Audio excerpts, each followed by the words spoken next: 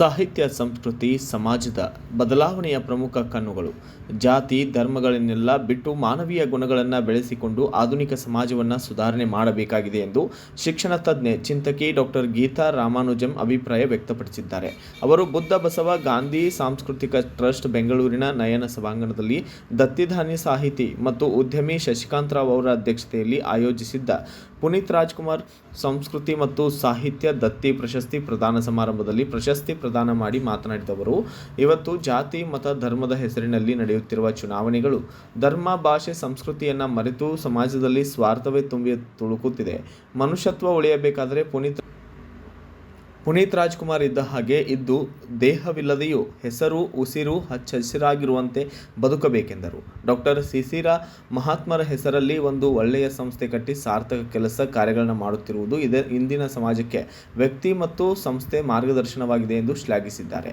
ಮುಖ್ಯ ಅತಿಥಿಗಳಾಗಿ ಭಾಗವಹಿಸಿದ್ದ ಸಹಕಾರ ಮಂಡಳದ ನಿಬಂಧಕರು ಕಾರ್ಯದರ್ಶಿಗಳಾದ ಲಕ್ಷ್ಮೀ ಪತಯ್ಯ ಅವರು ಕೂಡ ಮಾತನಾಡಿದ್ದು, ಇಂದಿನ ಕುಟುಂಬ ವ್ಯವಸ್ಥೆಯಲ್ಲಿ ವಿದ್ಯೆ, ಆರೋಗ್ಯ, ಉದ್ಯೋಗ, ಸಂಸ್ಕಾರವಂತ ಜನರ ನಿರ್ಮಾಣ ಮಾಡಲು ನಾವೆಲ್ಲ ಕಂಕಣಬದ್ಧರಾದಾಗ ಮಾತ್ರ ಗುರಿಯಿಂದ ಸತ್ಪ್ರಜೆಗಳಾಗಿಸಲು ಸಾಧ್ಯ. ಹಾಗೆಯೇ ನಾವೆಲ್ಲ ಸಾಂಸ್ಕೃತಿಕ ಸಮಾಜ ನಿರ್ಮಾಣ ಮಾಡಬೇಕಾಗಿದೆ.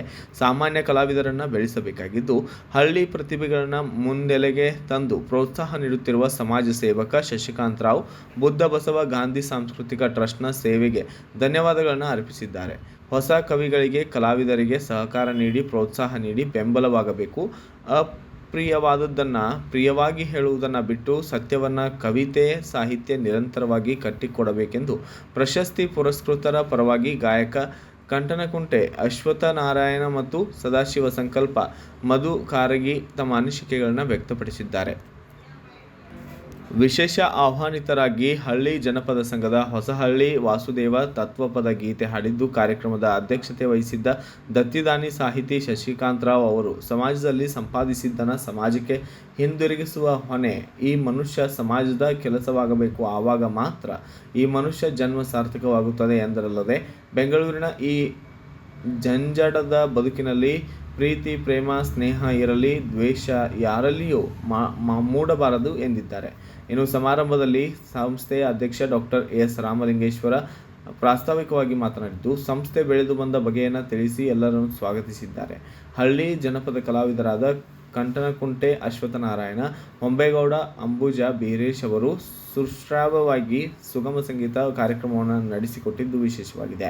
ವಿಶೇಷ ಕವಿಗೋಷ್ಠಿಯ ಅಧ್ಯಕ್ಷತೆಯನ್ನು ಕವಯಿತ್ರಿ ಜಯಶ್ರೀ ರಾಜು ವಹಿಸಿದ್ದು, ಶಾಂತಿವಾಸು, ಕೆಎಂ ರೇವಣ್ಣ, ಎಂಎಸ್ ಆಶಾಲತಾ, ಯೋಗೇಶ್ ದ್ಯಾವಪ್ಪನ್ ಸೇರಿದಂತೆ ಇನ್ನಿತರರು ಇದೇ ವೇಳೆ ಭಾಗಿಯಾಗಿದ್ದರು. ವೇದಿಕೆ ಮೇಲಿರುವ ಗಣ್ಯಾತಿ ಗಣ್ಯರಿಗೆ ವಂದಿಸುತ್ತಾ ಈ ದಿನ ಪ್ರಶಸ್ತಿ ಪುರಸ್ಕೃತರಿಗೆ ಅಭಿನಂದನೆಗಳನ್ನು ಸಲ್ಲಿಸುತ್ತಾ, ಇಷ್ಟೊತ್ತು ನಮ್ಮೊಂದಿಗೆ ಈ ಸಮಾರಂಭಕ್ಕೆ ಕಳೆಯನ್ನು ತಂದುಕೊಟ್ಟಂತಹ ನೆರವೇರ್ತಕ್ಕಂಥ ಎಲ್ಲ ಸಾಹಿತ್ಯ ಅಭಿಮಾನಿಗಳಿಗೂ ಹೃದಯಪೂರ್ವಕವಾಗಿ ನಮಸ್ಕಾರಗಳನ್ನು ತಿಳಿಸುತ್ತಾ ಒಂದೆರಡು ಮಾತುಗಳನ್ನು ಆಡ್ತೇನೆ. ಅದು ಶಿಷ್ಟಾಚಾರಕ್ಕೆ ಒತ್ತೆ ಕೊಟ್ಟು ಒಂದೆರಡು ಮಾತುಗಳನ್ನು ಆಡ್ತೇನೆ. ಬುದ್ಧ ಬಸವ ಗಾಂಧಿ ಸಾಂಸ್ಕೃತಿಕ ಟ್ರಸ್ಟ್ ಇದೇನಿದೆ, ಇದರ ಒಡನಾಟ ನನಗೆ ಒಂದು ದಶಕಗಳಿಂದ ಅವ್ರ ಜೊತೆ ನಾನು ಬೆರೀತಾ ಇದ್ದೀನಿ. ಸಿಸಿರ ಅವರು ಉತ್ತಮ ಸಂಘಟಕರು. ಇತ್ತೀಚೆಗೆ ತಮ್ಮ 50ನೇ ವರ್ಷದ ಹುಟ್ಟುಹಬ್ಬವನ್ನು ಆಚರಿಸಿಕೊಂಡು ಒಂದು ಅಭಿನಂದನಾ ಗ್ರಂಥವನ್ನು ಅವರ ಅಭಿಮಾನಿಗಳ ಮೂಲಕ ಹೊರತಂದಿರ್ತಾರೆ. ಇಂತಹ ಒಂದು ಚಟುವಟಿಕೆಯಿಂದ ಕೂಡಿದ ಪಾದರಸದಂತಹ ವ್ಯಕ್ತಿತ್ವವುಳ್ಳ ಈ ಶಿಶಿರ ಅವರಿಂದ ಉತ್ತಮವಾದ ಕೆಲಸಗಳನ್ನು ಮಾಡಿಸ್ಬೋದು ಅನಿಸಿ ಅಪ್ಪು ಅವರು, ಪುನೀತ್ ಅವರು ಕಾಲವಾದ ಮೇಲೆ ಮನಸ್ಸಿನಲ್ಲಿ ಒಂದು ತುಡಿತಾ ಇತ್ತು, ಸಮಾಜಕ್ಕೆ ಏನಾದ್ರು ಒಂದು ಮಾಡಬೇಕು ಅಂತೇಳಿ. ಯಾಕಂದ್ರೆ ಅವರು ಬದುಕಿದ್ದಷ್ಟು ದಿನಗಳು ಕೂಡ ಅವರು ಇಷ್ಟೊಂದು ಮಹತ್ಕರವಾದ ಕಾರ್ಯಗಳನ್ನು ಮಾಡಿದ್ದಾರೆ ಅಂತೇಳಿ ಯಾರಿಗೆ ಗೊತ್ತೇ ಇರಲಿಲ್ಲ. ಅವ್ರ ಕಾಲವಾದ ಮೇಲೆ ಎಲ್ಲರೂ ಹೇಳಲಿಕ್ಕೆ ಶುರು ಮಾಡಿದ್ರು, ಅಲ್ಲಿ ಇದು ಮಾಡಿದ್ರು, ಇಲ್ಲಿ ಇದು ಮಾಡಿದ್ರು, ಅಷ್ಟು ಜನರನ್ನ ಅನಾಥರನ್ನ ಸಾಕಿದ್ರು, ಇಷ್ಟು ಮಕ್ಕಳಿಗೆ ವಿದ್ಯಾಭ್ಯಾಸವನ್ನು ಕೊಟ್ಟಿದ್ರು ಅಂತೇಳಿ. ಇದ್ರಲ್ಲಿ ನಾವು ಅರ್ಥ ಮಾಡ್ಕೊಳ್ಬೇಕು, ಮನುಷ್ಯನಿಗೆ ಹುಟ್ಟಿದಾಗ ಉಸಿರಿರುತ್ತೆ, ಹೆಸರಿರೋದಿಲ್ಲ. ಆದರೆ ಸತ್ತ ಮೇಲೆ ಹೆಸರು ಇರಬೇಕು, ಉಸಿರು ನಿಂತು ಹೋಗಿರುತ್ತೆ. ಅಂತ ಕೆಲಸನ ಅಪ್ಪು ಅವರು ಮಾಡಿದ್ದಾರೆ. ಇನ್ನು ಎಷ್ಟು ವರ್ಷಗಳು ಕಳೆದರೂ ಕೂಡ ಅಪ್ಪು ಎಲ್ಲರ ಮನಸ್ಸಲ್ಲಿ ನೆಲೆಸಿರ್ತಾರೆ. ಆ ತರದ ಕಾರ್ಯಗಳನ್ನು ಮಾಡಬೇಕು. ನಾವು ಪ್ರಚಾರಕ್ಕೋಸ್ಕರ, ನಮ್ಮ ಹೆಸರಿಗೋಸ್ಕರ ಎಲ್ಲರಿಗೂ ಆಡಂಬರದಿಂದ ಸಹಾಯ ಮಾಡೋದ್ರಲ್ಲಿ ಏನು ಅರ್ಥ ಇಲ್ಲ.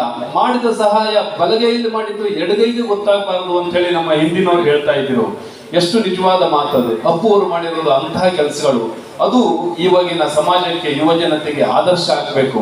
ಆ ನಿಟ್ಟಿನಲ್ಲಿ ಒಂದು ದತ್ತಿ ನಿಧಿಯನ್ನು ಸ್ಥಾಪಿಸಿ ಈ ಬುದ್ಧ ಬಸವ ಗಾಂಧಿ ಸಾಂಸ್ಕೃತಿಕ ಟ್ರಸ್ಟ್ ವತಿಯಿಂದ ಪ್ರತಿ ವರ್ಷ ಉದಯೋನ್ಮುಖ ಯುವ ಬರಹಗಾರರಿಗೆ ಈ ಪ್ರಶಸ್ತಿ ಕೊಡಬೇಕು ಅಂತ ಹೇಳಿ ಸೂಕ್ತವಾದ ವ್ಯಕ್ತಿಯನ್ನು ಆರಿಸಿಕೊಂಡಿದ್ದೀನಿ ಅಂತ ಹೇಳಿ ನನಗೆ ಇವತ್ತು ಬಹಳ ಹೆಮ್ಮೆಯಿಂದ ಹೇಳ್ತೀನಿ. ನಾನು ಶಿಶಿರ ಅವರು ಅತ್ಯಂತ ಪ್ರಾಮಾಣಿಕವಾಗಿ, ಪಾರದರ್ಶಕವಾಗಿ ಇವತ್ತಿನ ಒಂದು ಪ್ರಶಸ್ತಿ ಪುರಸ್ಕೃತರನ್ನು ಆರಿಸಿದ್ದಾರೆ.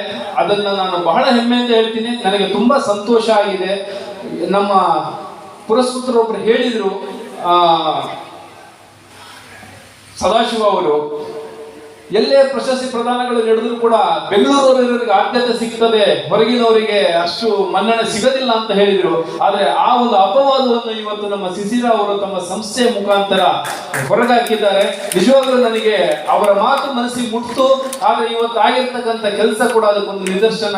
ನಾನು ಈ ಒಂದು ಉತ್ತಮವಾದ ಕೆಲಸವನ್ನು ಮಾಡಿದ್ದಕ್ಕೆ ಶಿಶಿರ ಅವರಿಗೆ ತುಂಬ ಹೃದಯದ ಅಭಿನಂದನೆಗಳನ್ನು ಸಲ್ಲಿಸ್ತೇನೆ. ಹಾಗೂ ನಿಮ್ಮ ಸಂಸ್ಥೆಯ ಮುಖಾಂತರ ಇನ್ನೂ ಉತ್ತಮ ಕಾರ್ಯಗಳು ನಡೀಲಿ. ನಿಮ್ಮೊಂದಿಗೆ ನಾನು ಸದಾ ಇರ್ತೇನೆ. ಪ್ರತಿಯೊಂದು ಕೆಲಸದಲ್ಲೂ ನಿಮ್ಮ ಬೆನ್ನೆಲುಬಾಗಿ ಇರ್ತೀನಿ ಅಂತ ಹೇಳ್ತಾ, ಈ ಒಂದು ಆಶ್ವಾಸನೆಯನ್ನು ಕೊಡ್ತಾ, ಎಲ್ಲ ಕಲಾವಿದರಿಗೂ, ಇವತ್ತು ಎಲ್ಲರೂ ರಂಜಿಸಿದಂತ ಕಲಾವಿದರಿಗೂ ನಾನು ಶುಭಾಶಯಗಳನ್ನು ಕೋರುತ್ತಾ, ನೆರೆದಿರ್ತಕ್ಕಂಥ ಎಲ್ಲ ಸಾಹಿತ್ಯಾಭಿಮಾನಿಗಳಿಗೂ ನನ್ನ ತುಂಬ ಹೃದಯದ ಧನ್ಯವಾದಗಳನ್ನು ಸಲ್ಲಿಸ್ತಾ ಎರಡು ಮಾತುಗಳನ್ನು ಮುಗಿಸ್ತೇನೆ. ಏನಾದರೂ ತಪ್ಪಿದ್ರೆ. Bureau report Ayyanna master, Bharata Vaibhava news, Bengaluru. Thanks for watching. Read, discuss and debate with editor Dr. Yan Prashant Rao. Wanted reporters in print, digital and visual media for Bharat Vaibhav Daily Newspaper, BV News Channel and BV Fast Web News from all the talukas of Karnataka. If interested, send your resume to